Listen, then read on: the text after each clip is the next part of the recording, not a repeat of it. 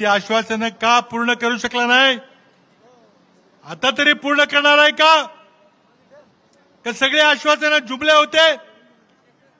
लोकांची अपेक्षा आहे दरवर्षी 2 कोटी रोजगार, 10 वर्षामध्ये 20 कोटी रोजगार, शेतकऱ्याचं उत्पन्न 15 लाख. अरे तुम्ही एकही आश्वासन पूर्ण केलं नाही. का केलं नाही तेही सांगत नाही. आणि आता नुसती घोषणा दिली 400 पार, पण तुम्ही चर्चा मात्र काँग्रेसच्या जाहीरनाम्याची करताय. तुम्हाला जर 400 पार मिळणार असतील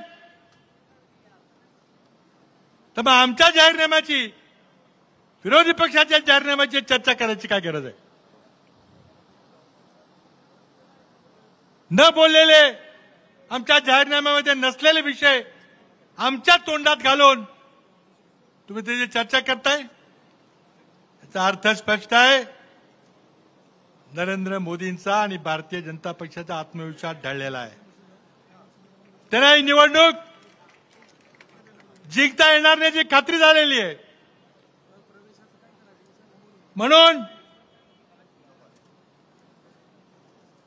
अनेक सभा घेत आहेत, पण काय आहे की सभेला माणसं जमत नाहीत.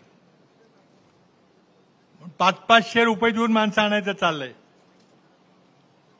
अमरावतीच्या सभेचा एक व्हिडिओ व्हायरल होतोय. एक महिला एका माणसाची वाद घालतीये.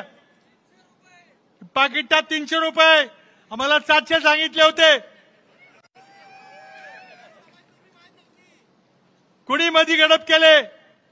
माणसाचं नाव पण सांगितलंय की तो कॉन्ट्रॅक्टर होता, त्याने तर आमच्याकडनं 700 दिले, पण तुम्हाला 300 दिले. नरेंद्र मोदीजी, आज तुम्हाला पैसे देऊन माणसं आणल्याशिवाय सभेला माणसं येत नाहीत. लोकांच्या अपेक्षा आहेत की जनतेचे प्रश्न आहेत त्याचं बोला. आज ही निवडणूक 5 मुद्द्यावर होणार आहे. या देशातली बेरोजगारी, आमचा युवक पालकांनी जमीन विकून, आईने दागिने गहाण ठेवून पैसे गोळा करून पोराला इंजिनियर केले असतं, पण नोकऱ्या नाहीत. इंजिनियर पोरांना पिझ्झा डिलिव्हरीचं काम करावं लागतंय पुण्यात.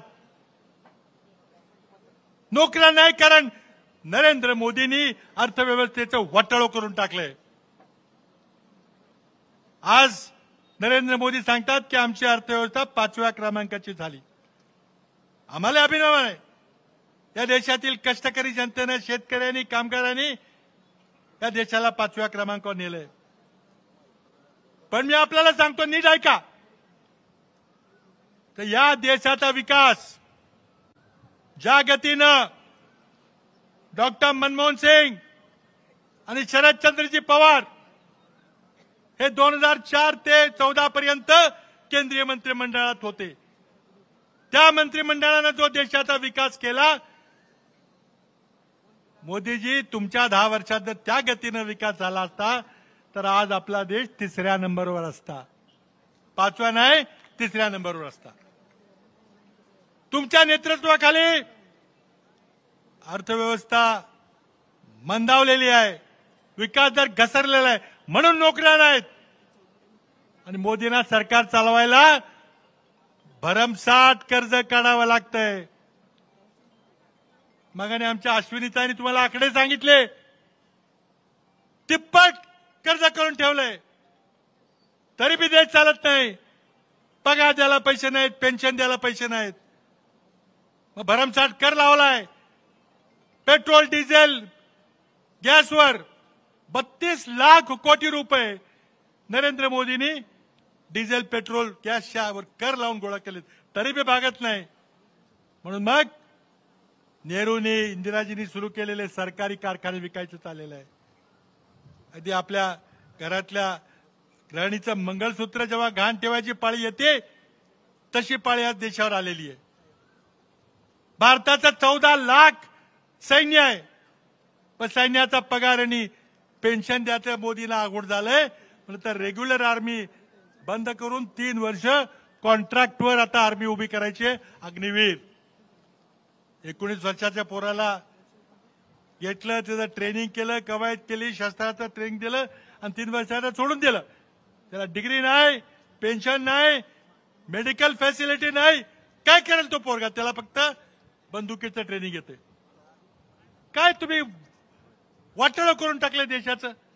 आज देशाच्या सुरक्षेबद्दल नरेंद्र मोदी बोलत नाहीत. चीननं 4000 वर्ग किलोमीटर आपला भूभाग लडाख मधला व्यापलेला आहे. आणि नरेंद्र मोदी म्हणतात नाही नाही ते काय आत आले नाही, त्यांनी काय जमीन घेतली नाही. उपग्रहाचे फोटो दाखवत आहेत. चीन रस्ते बांधते, पूल बांधते, नवीन नवीन शहरं लडाख मध्ये आपल्या भूमी करते, पण नरेंद्र मोदींची बोलायची तयारी नाही. आता हे अग्निवीर कॉन्ट्रॅक्टचे 3 वर्षात शिकवलेले लोक चीनचा मुकाबला करणार आहेत. मित्रांनो, दुसरा प्रश्न आहे शेतकऱ्यांच्या परिस्थितीचा. मोदींनी शेतकऱ्यांना न विश्वासात घेता, पार्लमेंटला न विश्वासात घेता 3 कायदे बदलून टाकले. आपल्या मुठभर मित्रांचा फायदा करता देशात प्रचंड मोठं आंदोलन झालं. वर्षभर आंदोलन चाललं. 700 लोकांचे त्या ठिकाणी जीव गेला, तरी बलिदान दिलं. शेवटी नरेंद्र मोदींना माघार घ्यावी लागली. ते कायदे परत घ्यावे लागले. देशाच्या शेतकऱ्यांनी नरेंद्र मोदी सरकारचं नाक मातीत रगडलं. मोदींचा अपमान झाला आणि त्या अपमानाचा बदला घेण्याकरता शेतकऱ्यावर तुम्ही आता सूड घेताय. जरा शेतीच्या मालाला दर चांगले आले की लगेच तुम्ही निर्यात बंदी करताय. साखरेवर निर्यात बंदी, गव्हाची निर्यात बंदी, तांदळाची निर्यात बंदी. कांद्याला 40 रुपये किलो दर असताना तू एकदम निर्यात बंदी करून 7 रुपये आणलं. काय वाटत असेल त्या शेतकऱ्याला? आणि आज तुम्ही फक्त गुजरात मधला कांदा निर्यात करायची हा निर्णय घेतलेला. फक्त गुजरातचा, महाराष्ट्रातला नाही. आज तुम्ही निर्णय घेतलाय की 1,33,00,000 रुपयाचं तेल आयात करायचा निर्णय घेतलाय. सोयाबीनचे दर मुद्दाम तुम्ही पाडले. शेतकऱ्यावर सूड घ्यायचं चाललेलं आहे. मतदान करताना सगळ्या गोष्टींचा विचार करावा लागेल. चौथा मुद्दा भ्रष्टाचाराचा आहे. प्रचंड मोठा अपराध. निवडणूक रोख्यातून हजारो कोटीचा भ्रष्टाचार, जगातला सर्वात मोठा स्कॅम नरेंद्र मोदींनी केला. Cashless corruption. नोटबंदीमुळे तर जीएसटीमुळे आणि लॉकडाऊनमुळे देशाचं वाटोळ झालं, लघु उद्योगांचं वाटोळ झालं, रोजगार भेटला. पण नरेंद्र मोदींनी मात्र कॅशलेस करप्शन आणलं. नुसतंच आर्थिक करप्शन नाही तर नैतिक करप्शन. महाराष्ट्रामध्ये जे सरकार पाडली, शिवसेनेचं सरकार पाडलं, राष्ट्रवादीचं सरकार पाडलं. अरे त्या सगळ्या कृत्याला नरेंद्र मोदींचा राजाश्रय होता. नरेंद्र मोदींच्या परवानगीने हे सगळं घडलेलं आहे. तुम्ही सांगताय न खांगवा न खाणे दूंगा, याच्यापेक्षा मोठा भ्रष्टाचार नाही. म्हणून मग शेवटचा मुद्दा, आपला देश आता हुकुमशाहीकडे चाललेला आहे. 370 खासदार पाहिजे, 400 पार पाहिजे. का पाहिजे? काही खासदार भाजपचे बोलले आम्हाला संविधान बदलायचं आहे. आज डॉक्टर बाबासाहेब आंबेडकरांच्या ज्या संविधानामुळं नुसताच आंबेडकरी जनतेला नाही, नुसताच ओबीसीला नाही, तुमच्या आमच्यासारख्या बहुजन समाजाला देखील लाभ मिळालेला आहे. 47 पूर्वीची काय परिस्थिती विचार करा. या राज्यघटनेमुळे आपल्याला समान अधिकार, समान न्याय मिळालेला आहे. ती राज्यघटना बदलायची आहे. जेव्हा राज्यघटना तयार होत होती तेव्हा आरएसएस वाले म्हटले की नव्या राज्यघटनेची काय गरज आहे, आपल्याकडे मनुस्मृती आहे.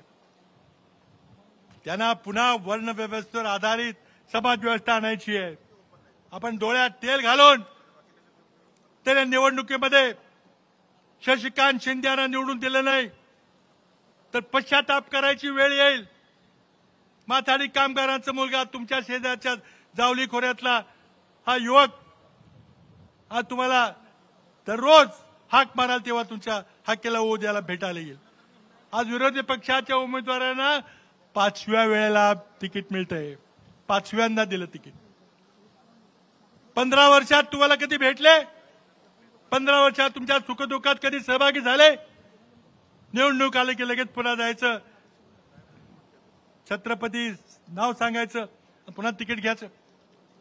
आता सातारा लोकसभा मतदारसंघातली जनता, वाईची जनता, आमच्या कराडपाट्याची जनता बिलकुल आता त्या भूलथापांना बळी पडणार नाही. सरकारने कितीही प्रेशर टाकलं, मोदींनी आणखी 2 सभा घेतल्या तरी काही उपयोग होणार नाही की वाईची आज प्रचंड सभा पाहिल्यावर कुणाच्या मनात विश्वास राहणार नाही की शशिकांत शिंदे हे 4 तारखेला जेव्हा निकाल लागेल तर प्रचंड बहुमताने विजयी होतील. मागच्या वेळेला 2 पक्षांनी 90,000 मतांनी पाडलं. आता तर शिवसेना आलेली आहे, 3 पक्ष आहेत. 1.5 लाखाच्या पुढे मार्जिन होणार कराय हातवर करा. आज पवार साहेब खास आपल्याला भेटायला इथं आलेले आहेत. त्यांना आपल्याला ऐकायचंय. पुन्हा एकदा शशिकांत शिंदे यांच्या तुतारी पुढचं बटन दाबून त्यांना प्रचंड बहुमत विजय करायला विनंती करतो. थांबतो. जय हिंद, जय महाराष्ट्र. लोकसभेची निवडणूक आली आणि देशामध्ये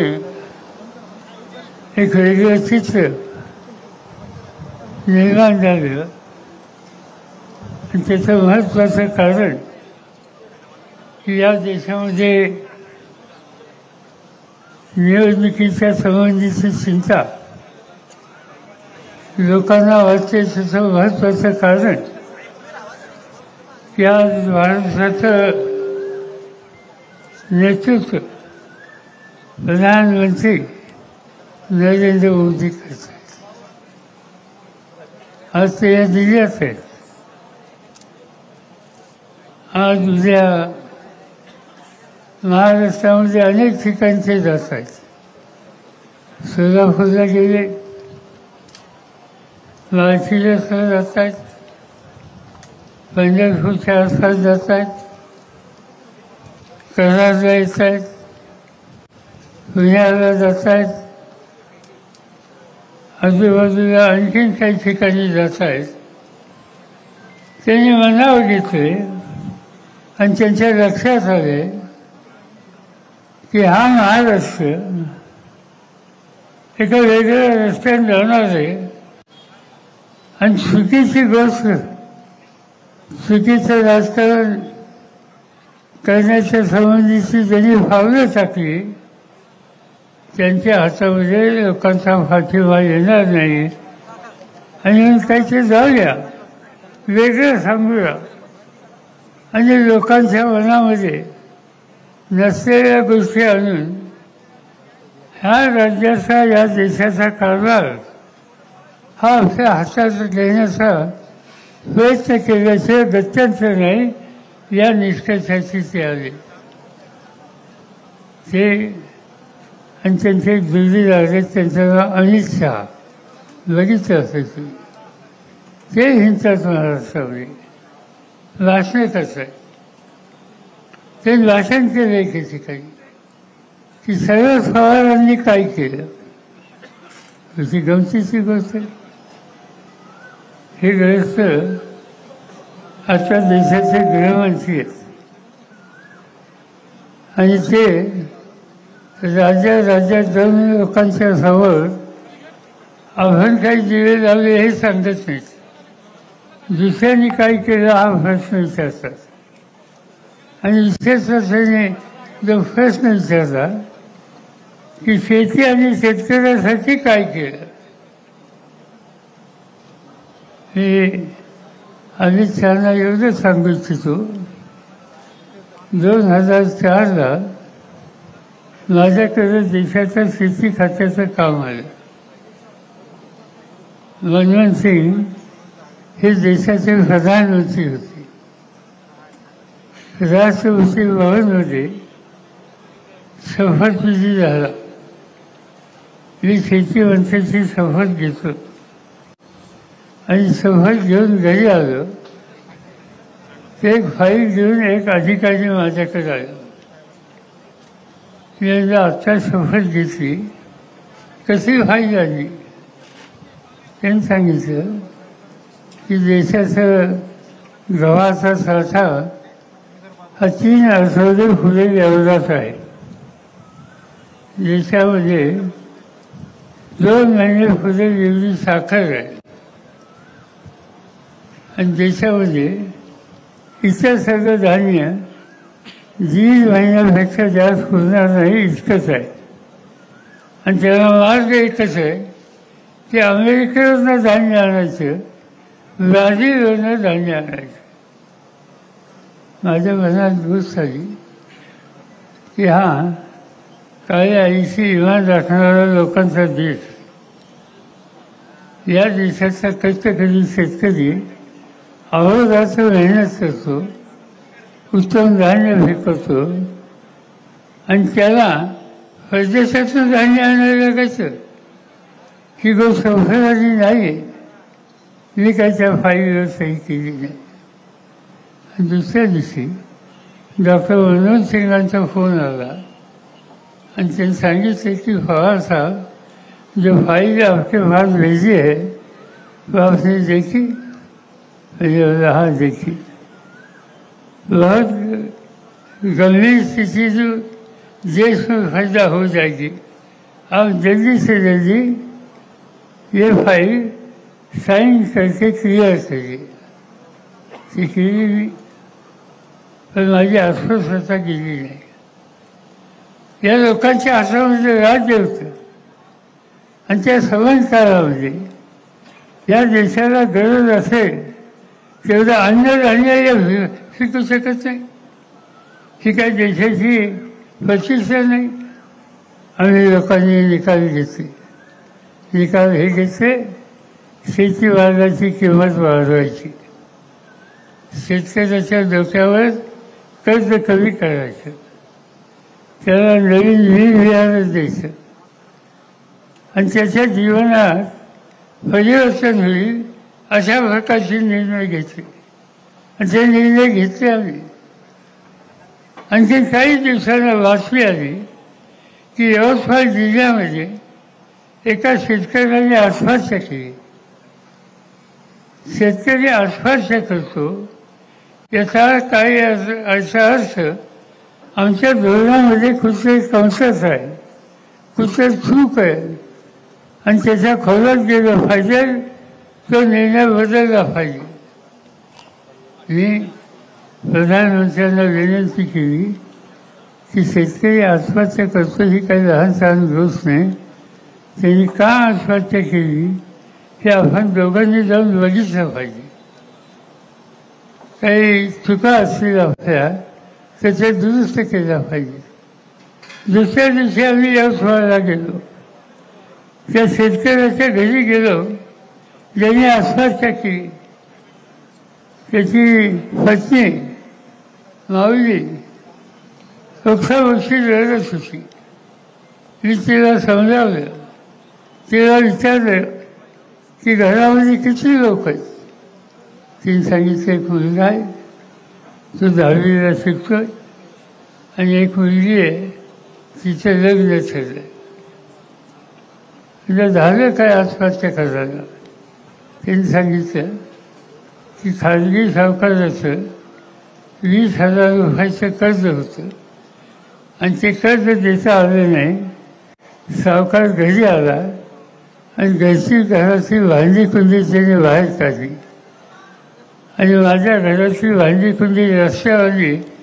हे या मुलीचं लग्न ठरलं. तिच्या व्याहाला सासरच्या लोकांना कळलं, त्यांनी लग्न मोडलं आणि लग्न मोडलं ते काही माझ्या नवऱ्याला सहन झालं नाही.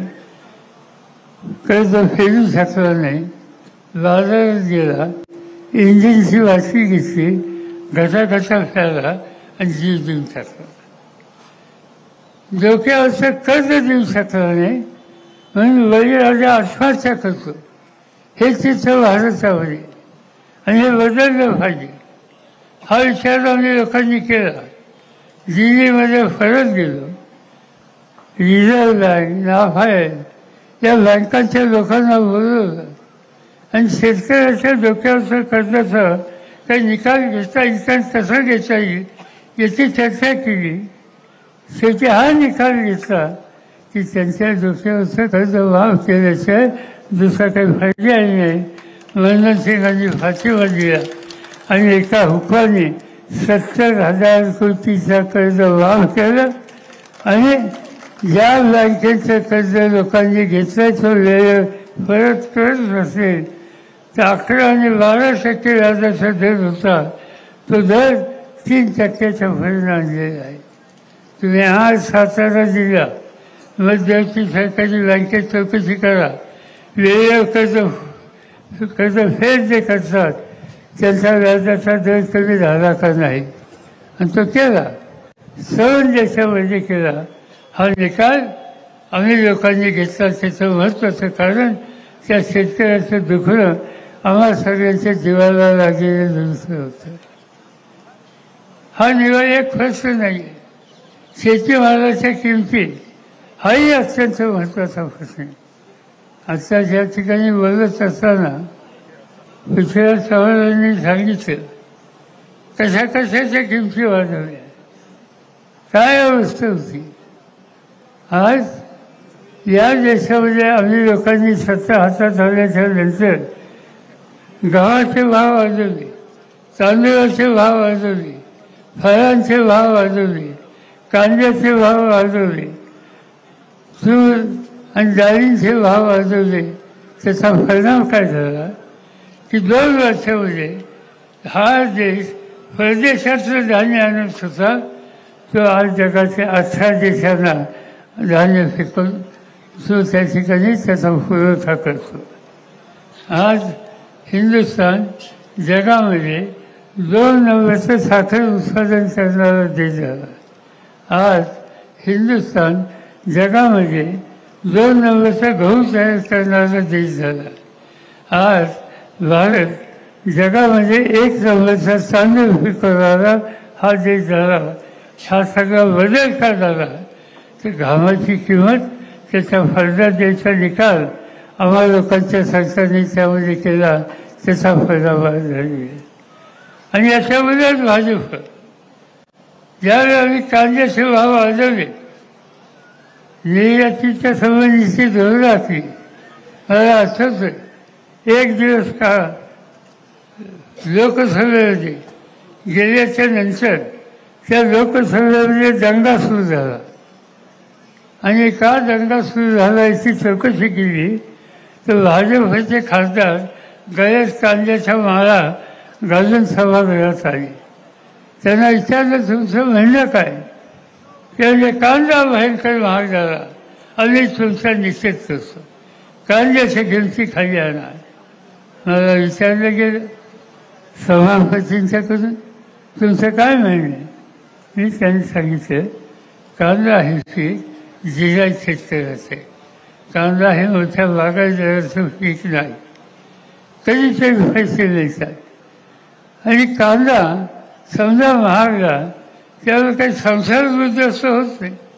रोजच्या खाण्यामध्ये कांद्याचा खर्च किती कांदे माणूस खाऊन जाईल.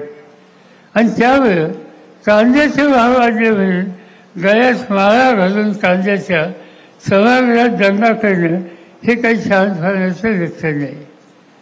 मला विचारलं गेलं तुमचं म्हणणं काय? मी सांगितलं तुम्ही कांद्याच्या माळा घाला नाही तर कवल्याच्या माळा घाला, शेतकऱ्याचा भाव मी कमी करणार नाही. त्याच्या घामाची किंमत ही त्याला मिळालीच पाहिजे आणि त्यासाठी घेतलेले निर्णय हे बदलणं शक्य नाही. या प्रकारची धोरणं असली गेली त्याचा परिणाम आज या देशाचं चित्र धान्याचं बदललं. आणि त्याचं मुख्य कारण काळ्या आईची इमान राखणारा हा शेतकरी घाम घालतो, उत्पादन वाढवतो आणि देशाची अन्नाची गरज भागवतो. हे सूत्र आम्ही लोकांनी स्वीकारलेलं होतं. मोदींना ही भूमिका मानली नाही. मोदी जाईल त्या ठिकाणी भाषणं करतात, सांगतात. पहिल्यांदा सांगितलं तरी की 10 वर्ष त्यांच्या हातात सत्ता झाली, त्या सत्तेचा वापर मी महागाईची स्थिती आहे ती बदलणार. काय केलं त्याचा उल्लेख आत्ताच या ठिकाणी केला गेला. पृथ्वीराज चव्हाणांनी इंधनाच्या तेलाचे भाव वाढवले, कमी नाही केले. गॅस सिलेंडरचे भाव वाढवले, कमी नाही केले. तूर डाळी आणि या सगळ्या शेतकऱ्याचे भाव कमी केले. आणि दुकानदारांचे, मोठ्या व्यापाऱ्यांचे त्यांचे भाव असे कमी केले. आणि ही सगळी धोरणं जी असतात ती आज धोरणं या देशाची महागाई कमी करण्याची नाही तर ती महागाई वाढवण्याच्या संबंधीची आहे. आणि म्हणून जो महागाई वाढवतो त्यांना सत्तेवर बसण्याचा अधिकार नाही. हा निकाल तुम्हाला घ्यावा लागेल. आणि त्यासाठी ही निवडणूक महत्त्वाची आहे. त्यासाठी शशिकांत शिंदेंना मतदान करणं हे तुमचं माझं सगळ्यांचं गरज आहे. आज या देशामध्ये पक्ष फोडणं हा एक महत्त्वाचा उद्योग झाला. एक ज्यांनी राज्याचे मुख्यमंत्री म्हणून ज्यांनी काम केलं ते ग्रस्त देवेंद्र फडणवीस एक दिवशी जाहीरपणानं बोलले, 2 पक्ष फोडून आज मी या ठिकाणी आलो. आणि काही उभं करायला अक्कल लागते, फोडायला अक्कल लागत नाही, देण्याला अक्कल लागत नाही. आणि तुम्ही 2 पक्ष फोडले. काय झालं त्याच्याबद्दल? पक्ष फोडले. काही लोकांना तुम्ही संधी दिली, पण या देशाचं सगळं राजकारण उद्ध्वस्त करण्याची भूमिका तुम्ही त्या ठिकाणी घेतलेल्या ही भूमिका लोकांना पसंत नाही. काही लोक आपल्याचे सुद्धा गेले, त्यांनी काही वेगळी भूमिका घेतली. हा देश एकसंध ठेवायचा असेल तर या देशाची लोकशाही मजबूत करायची असेल तर राजकीय पक्ष हे व्यवस्थित चालतील याची काळजी घेतली पाहिजे. आणि ती भूमिका आम्ही लोक घेऊ पाहतोय. आज ज्यांच्या हातात सत्ता आहे त्यांना या गोष्टीच्या संबंधीचं तसं करत नाही. आणि हेच काम ठिकठिकाणी जाऊन आज देशाचे प्रधानमंत्री करत आहेत. आम्हाला लोकांच्या टीकाची फळी करतात. कुठेही गेले टीका करायची. पहिली टीका करतात राहुल गांधींचं. शहा ज्यादा क्या कर रहा है असं सांगतात. आणि राहुल गांधी ज्यांनी या देशाचा अभ्यास करण्यासाठी काश्मीरपासून कन्याकुमारीपर्यंत पायी चालत गेला, लोकांना भेटलं, प्रश्न समजून घेतले आणि लोकांच्या प्रश्नाची उत्तरं शोधण्याची खबरदारी ही त्यांनी घेतली. एवढे कष्ट त्यांनी केले, त्याच्यावर तुम्ही टीका करता. जवाहरलाल नेहरूंच्या टीका करता. ज्या जवाहरलाल नेहरूंनी स्वातंत्र्याच्या आधी आयुष्याचे 11 वर्ष तुरुंगात घालवली आणि स्वातंत्र्य मिळाल्याच्या नंतर लोकशाही पद्धतीने हा देश कसा चालेल याची खबरदारी घेतली. सगळ्या जगामध्ये भारताचा नावलौकिक वाढवला, त्यांच्यावर तुम्ही टीका करते. जवाहरलाल नेहरू असोत किंवा त्या काळाचे नेते असोत, त्याच्या आसपास तुम्ही बसू शकता. आज हेच लोक, यांच्याच पक्षाचे लोक अनेकांची नावं घेतात आम्हाला मत द्या म्हणून. मी येताना पाहिलं की जे लोक आपल्यातून गेले, मोदींच्यावर गेले, त्यांची जाहिरात पाहिजे. त्यांच्या जाहिरातीमध्ये यशवंतराव चव्हाणांचं नाव आहे. यशवंतराव चव्हाण या देशाचे मोठे स्वातंत्र्याचे नेते होते. स्वातंत्र्य मिळाल्याच्या नंतर या देशाची इज्जत त्यांनी वाढवली. या देशाचं, महाराष्ट्राचं एक अत्यंत कर्तव्यवान असे मुख्यमंत्री म्हणून त्यांचा लौकिक होता. ज्यावेळेला चीनने भारतावर हल्ला केला त्यावेळेला या देशाला वाचवण्यासाठी त्या संकटाच्या काळामध्ये इथं मुख्यमंत्री पद सोडून दिल्लीमध्ये गेले आणि देशाच्या सीमेचं रक्षण त्यांनी केलं. देशाचं गृहमंत्री म्हणून त्यांनी काम केलं. देशाचं परराष्ट्रमंत्री म्हणून काम केलं. देशाचं अर्थमंत्री म्हणून काम केलं. असा नेता, या नेत्याचं वैशिष्ट्य हे होतं लोकशाही पद्धती आणि गांधी नेहरूंचा विचार हा त्यांच्यानी सोडला नाही. आणि आज जे भाजपवर गेले ते चव्हाणसाहेबांचा फोटो लावतात. त्यांना अधिकारी चव्हाणसाहेबांचा फोटो लावला. आयुष्यामध्ये चव्हाणसाहेब कधी भाजपवर गेले नाही. कधी या प्रवृत्तीचं समर्थन त्यांनी केलं नाही. त्यांनी समर्थन जे केलं ते सामान्य माणसाच्या प्रश्नाचं, त्यांच्या दुःखाचं आणि हा देश मजबूत करणाऱ्या कष्टकरी शेतकरी असो, कामगार असो, आयावेळी असो, या सगळ्यांचं समर्थन यासाठी त्यांनी आयुष्य दिले. आणि अशा व्यक्तीचं नाव का त्यांनी जाहीर केलं की चव्हाण साहेबांना भारत रत्न द्या. चांगली गोष्ट आहे. पण 10 वर्ष तुमच्या हातात सत्ता आहे, त्यावेळेस तुम्हाला सुचलं नाही. निवडणूक आल्यावरती सुचलं. बघूयाचं आज या ठिकाणी येत आहेत प्रधानमंत्री, तदारदार माझी अपेक्षा आहे त्यांनी आज करायला जाहीर करून टाकावं की आम्ही चव्हाण साहेबांना भारत रत्न देतो. हा निकाल त्यांनी आज या ठिकाणी करावा. माझी खात्री आहे की ते धाडस त्यांनी दाखवलं तर लोक एक चांगलं काम केलं म्हणून म्हणतील, पण त्याबद्दल ते काय करतील याचा भरोसा देता येत नाही. आज हे प्रधानमंत्री अनेक गोष्टी देशाने घडतात, चुकीच्या गोष्टी घडतात. मणिपूर म्हणून राज्य आहे, मणिपूरमध्ये संघर्ष झाला, स्त्रियांच्या दिवसा अत्याचार केले गेले, बलात्कार केले गेले आणि हे प्रधानमंत्री संबंध राज्यात जाळखोर होते, घरोघरं फेकतात, स्त्रियांच्यावर अत्याचार केले जातात. त्यांच्याकडे धमकून बघायचं आहे, एक दिवस सुद्धा तिथे गेले नाही. आणि हा देश मी चालवणार, मजबूतशी चालवणार, सगळ्यांच्यासाठी चालवणार या प्रकारच्या घोषणा ते देतात. आज दिल्लीच्या गुजरातमध्ये तामानू नावाची एक भगिनी, तिच्या घरात मोदी साहेब मुख्यमंत्री असताना हल्ला झाला, अत्याचार केले गेले, त्यांच्या सासऱ्याची हत्या केली आणि असं करून जे याच्यामध्ये गुन्हेगार होते ज्यांना 11 वर्षाच्या शिक्षा झाल्या, मोदी साहेब सत्तेवर आल्याच्या नंतर हल्ली ज्यांना 11 वर्षाच्या शिक्षा झाल्या, स्त्रियांच्यावर अत्याचार केले म्हणून, कुणाचा खून केला म्हणून त्यांना फार झाली आता शिक्षा म्हणून त्यांची सुटका केली. नुसती सुटका केली नाही, तुरुंगाच्या बाहेर आल्याच्या नंतर गळ्यात हार घालून त्यांचा सन्मान त्या ठिकाणी त्यांनी केला. स्त्रियांची अब्रू घेणाऱ्यांचा सन्मान करण्याचं धोरण जे स्वीकारतात ते काही देशाचे हितचिंतक असू शकतात, स्त्रियांचं हिताची दखल करू शकतात आणि म्हणून त्यांना मत मागायचा अधिकार कितपत आहे याचा विचार तुम्ही लोकांनी केला पाहिजे. ते सांगतात भ्रष्टाचार घालू. आज काय झाले? भ्रष्टाचार घालवण्याच्यासाठी ज्यांनी प्रयत्न केले त्यांच्यावर त्यांनी कारवाई केली. सत्याचा गैरवापर कसा करतात याची उदाहरणं त्यांनी दाखवली. झारखंड नावाचं राज्य आहे, आदिवासींचं राज्य आहे, आदिवासी मुख्यमंत्री त्या ठिकाणी येतात. त्या मुख्यमंत्र्यांनी राज्याचे प्रश्न मांडले आणि ते मांडत असताना मोदी याच्यावर निकाल घेत नाही म्हणून त्यांच्या टीकाटिप्पणी केली. आज झारखंडचा मुख्यमंत्री तुरुंगामध्ये आहे, त्याच्या कुटुंबाच्या लोकांना तुरुंगात टाकलं.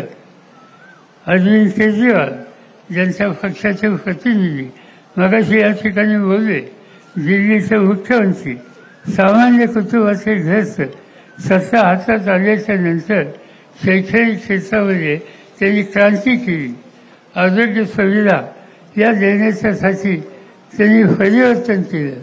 त्यांनी जे निर्णय घेतले ते बघायला देशातूनच नव्हे तर देशाच्या बाहेरून लोक यायला लागले आणि त्यांनी कसं उत्तम काम केलं हे पाहायला लागले. त्या अरविंद केजरीवालनी एकदा टीका केली प्रधानमंत्र्यांच्यावर, दिल्लीच्या प्रश्नाकडे लक्ष देत नाही म्हणून आज अरविंद केजरीवाल आज तुरुंगामध्ये टाकलेला आहे. देशाच्या राजधानीचा मुख्यमंत्री आज तुरुंगामध्ये असतो. यासाठी सत्ता होती. ही हुकुमशाही म्हणजे लोकशाही नव्हे, लोकशाही आम्हाला शिकवली. त्या काळामध्ये तुम्ही आम्ही कदाचित ओळखे नसू, पण आपल्या वडीलधाऱ्यांनी त्यासाठी कष्ट केले. या सातारा जिल्ह्याचं वैशिष्ट्य काय? स्वातंत्र्याच्या आंदोलनामध्ये प्रजेची किंमत देण्याचं काम करणारा हा शूरवीरांचा जिल्हा आहे. त्यांनी या संघर्ष इंग्रजांची करण्याच्याबद्दल त्यांनी कधी मागं पुढं पाहिलं नाही. अनेकांची नावं या ठिकाणी घेत आहेत. आता मी इथे किसनवीरांचा फोटो पाहिला, किसनवीर, चव्हाण साहेब, असे अनेक नावं घेता येतील. त्यांनी या सातारा जिल्ह्यातून ते वसंतदादा पाटील असोत किंवा आणखीन त्याचे सहकारी असोत, इंग्रजांच्या विरुद्ध संघर्ष केला, देशाला स्वातंत्र्य मिळवून दिलं आणि असे कर्तृत्वान आणि देशाच्या हिताची दखल करणारी ही नेत्याची परंपरा त्यांची प्रतिष्ठा ठेवणं, त्यांचा सन्मान करणं याच्यावर मोदी साहेबांचा विश्वास नाही आहे. एका वेगळ्या पद्धतीनं आज तो देश चालू पाहतोय आणि ते असं चालू केलं तर या देशाची लोकशाही ही संकटात येईल आणि देशाची लोकशाही संकटात आली तर तुमचे माझे सगळे अधिकार हे उद्ध्वस्त होतील आणि त्याची सुरुवात झाली. मी तुम्हाला प्रश्न विचारतो, तुमच्याकडे पंचायतीच्या निवडणुका झाल्यात, जिल्हा परिषदेच्या निवडणुका झाल्यात, नगरपालिकेच्या निवडणुका झाल्यात. 2-2 वर्ष निवडणुका होत नाही याचा अर्थ काय? याचा अर्थ मोदी आणि त्यांच्या सहकार्यांना संपूर्ण देशाच्या प्रत्येक राज्याची सत्ता आपल्या उंचीत पाहिजे आणि आम्ही म्हणे तेच राजकारण, आम्ही म्हणे तेच धोरण ही भूमिका घेऊन आज देश चालवायला ते पुढे निघालेले आहेत. हे देशाच्या हिताचं नाही, जे हिताचं नाही त्यांना धडा शिकवण्याची ताकद आणि सातारकरांच्यात नाही तर दुसरी कोणाच्यामध्ये. आणि म्हणून ह्या धडा शिकवायच्या संबंधीचं अत्यंत महत्त्वाची जबाबदारी आज आपल्याला पडलेली आहे. मला आनंद आहे शशिकांत शिंदेसारख्या एक कष्टकरी कुटुंबाचा, घाम घालणाऱ्या लोकांच्याचा, तुमच्या भागाचा एक तरुण कर्तृत्ववान माणूस आज लोकसभेला उमेदवार म्हणून या ठिकाणी दिला. माझी खात्री आहे की तुमच्या सगळ्यांच्या पाठिंब्याच्या जवळ ते यशस्वी होतील. पण आम्ही हे बघतोय जो चांगलं काम करतो त्याच्यावर खर्चेवर, खोटा खर्चावर, काय खर्चावरला त्याला. मुंबईच्या मार्केट कमिटीमध्ये काही व्यवहार झाले, त्या कमिटीमध्ये अनेक लोक प्रतिनिधी आहेत, तिथे कामगारांचा प्रतिनिधी म्हणून शशिकांत आहे. त्यांच्या हातात काही अधिकार नाही. जो कामगारांच्या हिताची दखल करणं या कामाच्यासाठी त्या ठिकाणी आज त्याचा खोटा खर्च बघा, काल रात्री त्याचा खर्च बघा. काल मी पंढरपूरला होतो आणि माझी सभा आयोजित केली. त्यांचं नाव अभिजित पाटील. आज त्या ठिकाणी विठ्ठल सहकारी साखर कारखाना त्याचा चेअरमन म्हणून हा ग्रस्त काम करतो. माझी सभा आयोजित केली म्हणून रातोरात मुंबईला बोलवलं. आज तिथे जे गृहखात्याचे मंत्री आहेत त्यांनी त्यांच्याशी सुसंवाद केला.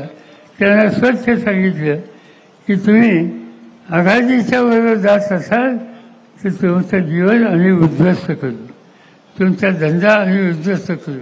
यांचा हा स्वतःचा धंदा नाही. 20,000 कामगार शेतकरी त्या कारखान्याचे मालक आहेत, सभासद आहेत. 20,000 शेतकऱ्यांचा कारखाना आणि त्याचा त्यांचा संसार उद्ध्वस्त करण्याच्यासाठी सत्तेचा वापर हा जर या देशात होत असेल तर इंग्रजांच्या काळामध्ये सातारकर घाबरला नाही. ह्या बाकी किरकोळ लोकांच्या काळामध्ये कोण या ठिकाणी घाबरणार नाही. त्याच्याशी संकट करू, त्याला तर जबाब देऊ आणि ती भूमिका घेण्याची वेळ आज ठिकठिकाणी आलेली आहे. आणि म्हणून एवढंच सांगतो की आहेत 5-7 दिवस काही कशी, काही खोट्या नाच्या गोष्टी होत होती, काही आश्वासने देता येईल, त्या सगळ्या गोष्टीचा विचार करायचा नाही. आपण यशवंतराव चव्हाणांच्या विचाराचे भाईक आहोत. त्यांच्या नंतरच्या काळामध्ये अनेकांनी आम्हाला नेतृत्व दिलं. त्याच्या किसनवीर असतील, त्याच्यामध्ये लक्ष्मण तात्याचं नाव घेता येईल, अनेकांची नावं घेता येतील, किसनवीरांचं नाव घेता येईल. हे सगळे आदर्श तुमच्या माझ्या सगळ्यांच्या समोर आहेत. ते आदर्श आपण जतन करू. मताचा विक्रम करून सातारची लोकसभेची जागा शशिकांतच्या मार्फत आपण त्या ठिकाणी निवडून. जे आले त्यांनी काही टीका टिप्पणी माझ्या केली असं कळलं. छत्रपतींचं काय बोलायचं बोलायचं आता कॉलेज पहिल्यांदा आले हे दिवस म्हणजे सकाळ आहे का संध्याकाळी हे बघावं लागतं. काय करायचं आणि त्यामुळे त्याच्या संबंधी अधिक बोलण्याची काही गरज नाही. आम्ही गादीचा सन्मान करतो पण मत देताना गादीला मत देत नाही. त्या ठिकाणी कष्टकऱ्यांचा प्रतिनिधी त्याचा आपण सन्मान या ठिकाणी मताच्या रूपानं करू, मताचा विक्रम करू आणि आम्हा लोकांचं दिल्लीत काम करायला तुम्ही शशिकांतला त्या ठिकाणी पाठवा हीच विनंती करतो आणि माझे 2 शब्द संपले. धन्यवाद.